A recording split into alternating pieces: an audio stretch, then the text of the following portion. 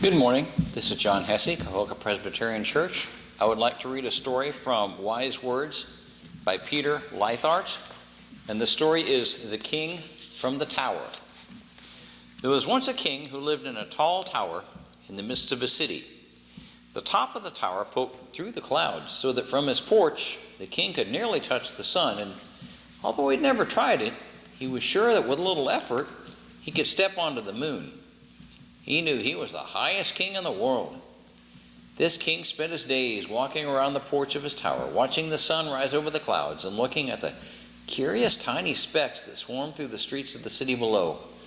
Though he was king, he had never visited the city. From what he could see, the only people who lived there were as small as ants. One morning, as he was watching the sunrise, the king decided to visit his subjects. He carefully dressed himself in his most impressive purple robe, buckled a clasp of his golden belt, and put on his shiniest black shoes. He looked at himself in the mirror to make sure he looked like a king. He looked and he looked for quite some time. When he was satisfied, he descended the long staircase that led from the tower to the city. When he reached the bottom of the staircase, he took a deep breath. The tiny people of the city, he thought, would be awestruck at so gigantic a king. Everyone would bow to the ground before him, kiss his feet, and fight for a chance to touch the hem of his robe. He must make every effort to put them at ease. Spreading his hands in a sign of blessing, he stepped out onto the walkway beside the street. The king noticed immediately that the tiny people of the city were not so tiny as he had thought. Most of them, in fact, were quite a bit larger than the king himself. He also noticed immediately that no one bowed to him or kissed his feet. Instead, everyone hurried past. The men and women on the walkway hurried past without even looking. One man, reading a book as he walked, slammed into the king, nearly knocking him to the ground, and then walked off without so much as an "excuse me." Just when the king had regained his balance, a cart rolled by and scattered dust onto his gorgeous purple robe. It was then that the king noticed that everything in the city looked as dry as a desert. There were no fountains in the town square, no puddles on the street, and everyone seemed to be hot and thirsty. "I say," he said to the next man who passed by, "I am the king from the high tower. Shouldn't you be bowing or something? Do you want to touch my beautiful purple robe or kiss my shiny black shoes?" But the man only looked suspiciously at the dusty king and crossed to the other side of the street. For a moment, the king thought he would return to his tower and never come back. It was already clear that no one in the city appreciated or honored him as he deserved. Just then he spied a wine shop down the street. Being thirsty from his long walk down the staircase, he swaggered up the street and into the wine shop. "I say," the king said, "give me a bottle of your best wine." The shopkeeper looked at him and began to laugh. Give you a bottle of my best wine? We do not give anything away in this shop here, Buster. Besides, it's been so dry that water and wine are as valuable as gold." The king put his nose in the air and sniffed. "But I am different. I am not Buster. I am the king," he said in a very kingly voice. "I don't care if you're Julius Caesar." The shopkeeper laughed. "You do not get free wine, and if you're not going to buy anything, get out." The shopkeeper picked up a barrel and threatened to throw it at the king. Afraid for his life, the king fled from the wine shop. He slowed as he turned down another street, and presently he came to a bakery. In the window was the most beautiful wedding cake he had ever seen, and he realized suddenly how hungry one becomes when threatened with a wine barrel. So he strutted into the bakery and up to the counter. "I say," he said in his most impressive manner, "I would like to have that wedding cake in the window." The baker looked up and wiped his forehead with his hand, leaving a streak of white flour above his eyes that made him look like a headhunter from a South Pacific island. "You what?" "I would like you to give me that cake in the window." The baker laughed. "Give you that cake? It's already sold. I can't give it to you, fella. I could make you another just like it if you pay me."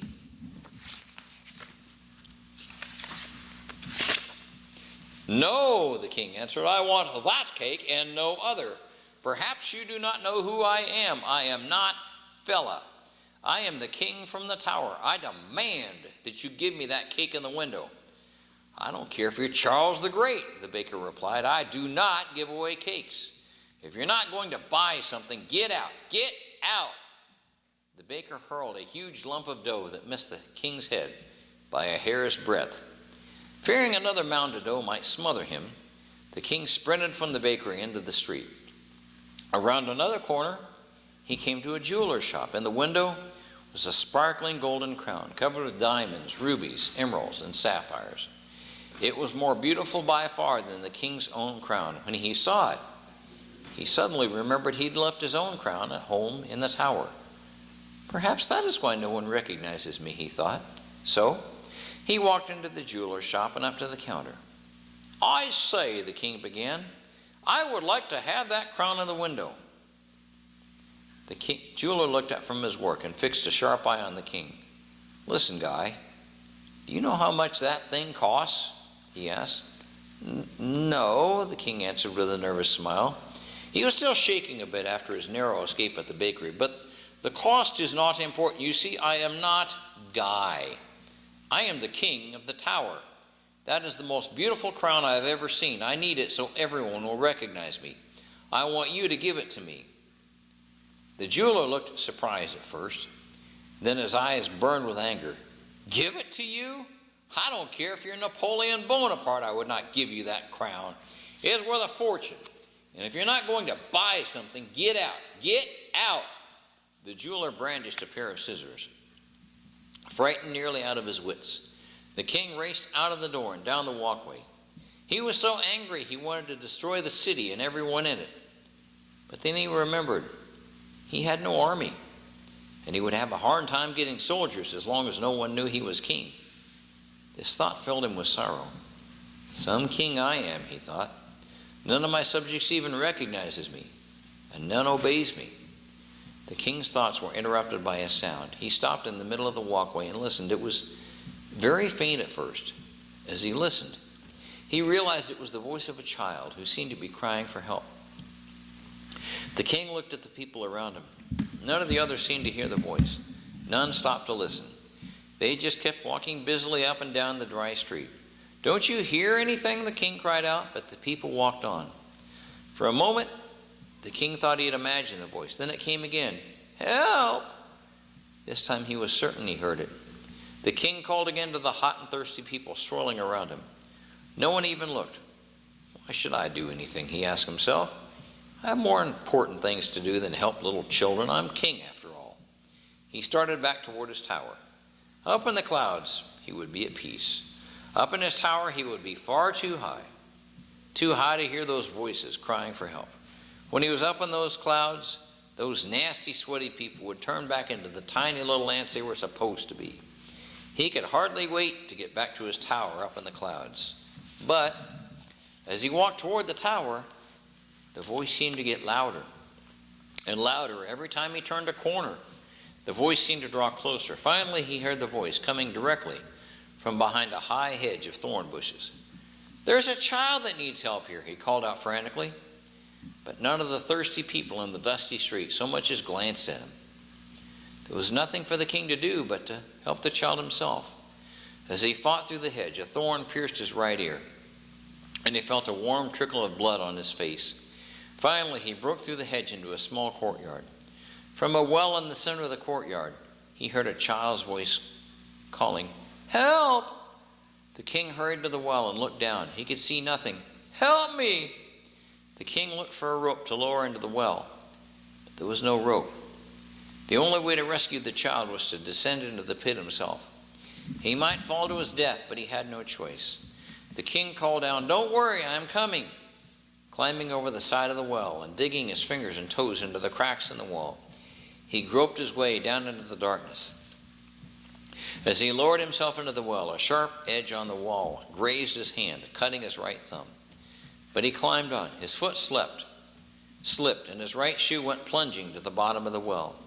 When he tried to find a toehold, his foot slipped again, and the big toe on his right foot scraped against the rough wall. He could feel blood soaking his silk stocking.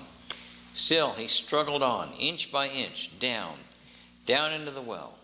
It was dark as midnight around him. After what seemed like 3 hours, his feet finally rested on the dry floor of the well. He had no sooner stood up, relieved to be alive, when a child's arms grasped his leg with such force that he would have fallen over if the well had not been so narrow. It was a little boy. The king knelt before the boy and hugged him, while the grateful child wept on his shoulder. "I was playing on the well," the boy whimpered, "and I slipped and I fell." "It is a miracle you're not dead," the king said. "I thought I was," the boy answered. "It was so dark down here, and I thought no one would ever come to save me. Thank you, thank you." The king rested at the bottom of the well for a few moments. He had hoped to rest longer, but suddenly the dry floor of the well became damp.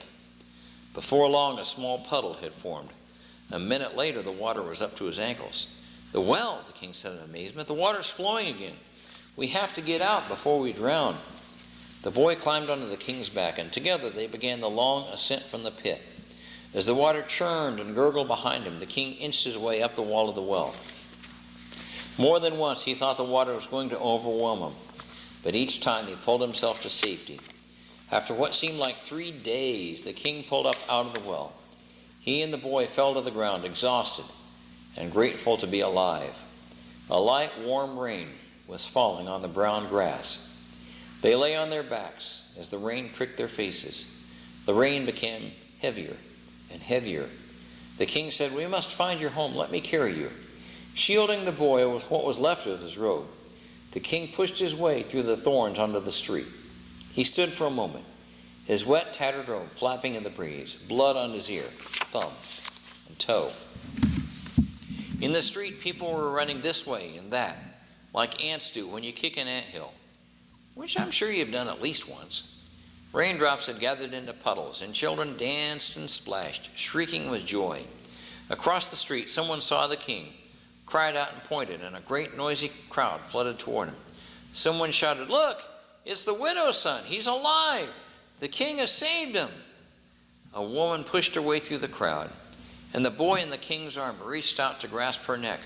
"Mama," he cried as the weeping woman caught him. "How can I ever thank you, O king?" the widow cried. "What did you call me?" "Are you not the king from the tower?" the widow asked, thinking she had made a mistake. "Yes, but how did you know?"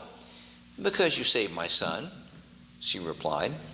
Then, looking at his tattered clothes and bloody face, hands and feet, she added, "And because you look like a king." Behind him, the king heard a shout. He turned and looked through the pathway he had made through the hedge of thorns into the courtyard.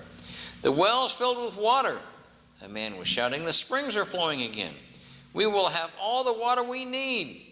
Dozens of others, cups and buckets and hands, pressed through the narrow path to the well. While the king watched in wonder, he felt a hand on his shoulder.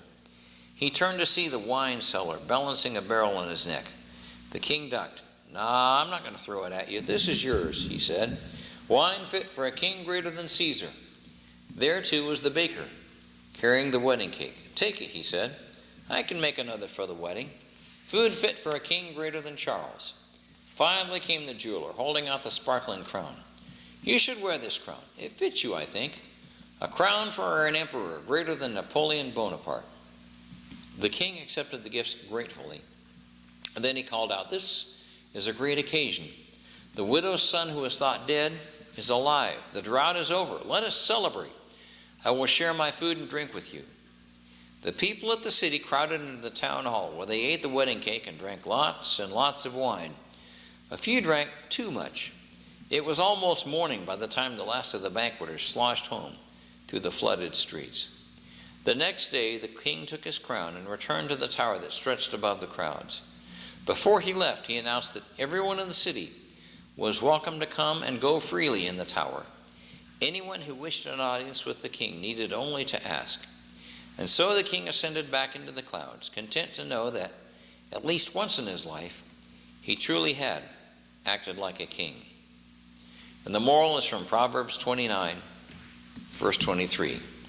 "A man's pride will bring him low, but a humble spirit will obtain honor." And thank you very much for your time. We hope you enjoyed the story and that you have a good week. God bless you. Bye.